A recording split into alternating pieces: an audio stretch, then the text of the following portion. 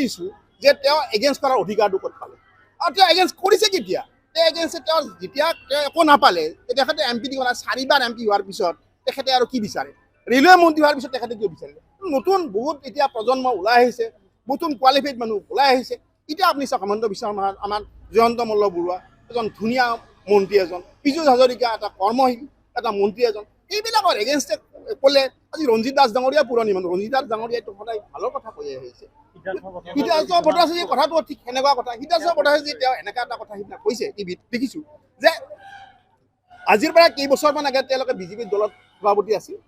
তেখেতে তেওঁ নৰেন্দ্ৰ মোদীক মটৰচাইকেললৈ লৈ আহিছিল তাৰমানে কি তাৰমানে তেতিয়াৰ দিনত বিজেপি মানুহ কৰ্মী নাছিল বিজেপি মানুহ নাছিল তাৰমানে তেওঁৰ দিনত বিজেপিৰ সংগঠনটো ভাল নাছিল এতিয়া মটৰচাইকেলৰ কথাটো কৈ নৰেন্দ্ৰ মোদীক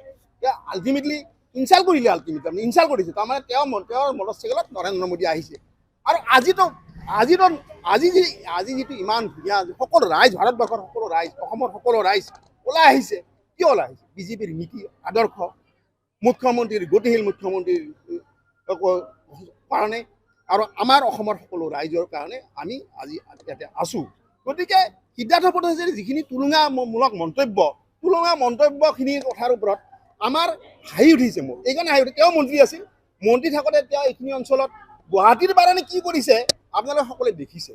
তেখেতে সমালোচনাত বাহিৰে তেখেতে মই কৈছোঁ যেতিয়া তেওঁ মন্ত্ৰী আছিল তেওঁ এটা ইণ্টাৰভিউত মই পাইছোঁ যে তেওঁ বোলে ৰাজনীতিত 10 মাহ পেটত গৰ্ভত থাকোঁতে ৰাজনীতিটো শিকি আহিছে যে এই গৰ্ভত 10 মাহ থকা এজন ৰাজনীতিবিদ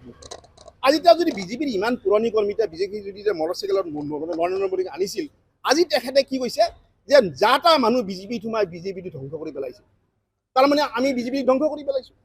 গতিকে এনেকুৱা শব্দ অসমৰ ৰাইজৰ আমাৰ দৰে সাধাৰণ কৰ্মীৰ এটা আঘাত হৈছে আৰু আমি 10 বছৰ বিজেপিত কৰি থকাৰ পিছতো আমি নতুন হৈ থকা নাই কিন্তু এনেকুৱা দেখা যায় যে তেওঁৰ লগত যি 4-5জন আছিল সেইকেইজনে বিজেপিৰ মানুহ আমি কোনো দলৰ মানুহো নহয় আমি একো কৰাও নাই আৰু তেওঁলোকে 4টাই অসমখনত তেওঁ চৰকাৰ গঠন কৰিছে আৰু তেখেতক আমি সাৱধান কৰি দিছোঁ বিজেপিৰ কৰ্মী হিচাপত এজন সাৱধান কৰি দিছোঁ এনেকুৱা তুলনাহীন মন্তব্য এনেকুৱা উপলঙা কথা যেন তেওঁ দ্বিতীয়বাৰ প্ৰয়োগ নকৰে আৰু বিশেষকৈ আমাৰ মুখ্যমন্ত্ৰী হিমন্ত বিশ্ব শৰ্মাৰ বিৰুদ্ধে যিকোনো কথা যেন তেওঁ আঙুলিয়াই তাৰ সাহস নাই আৰু ক'ব নোৱাৰে আৰু তেখেতক আজিয়ে সাৱধান কৰি দিছোঁ আৰু আজি এই সভাৰ আমি এইবিলাক মানুহ আমি যে গোট খাইছোঁ এইটো আমি প্ৰতিবাদী সভা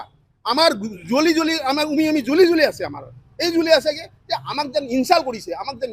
এনেকুৱা এটা ভাৱ হৈছে গতিকে এনেকুৱা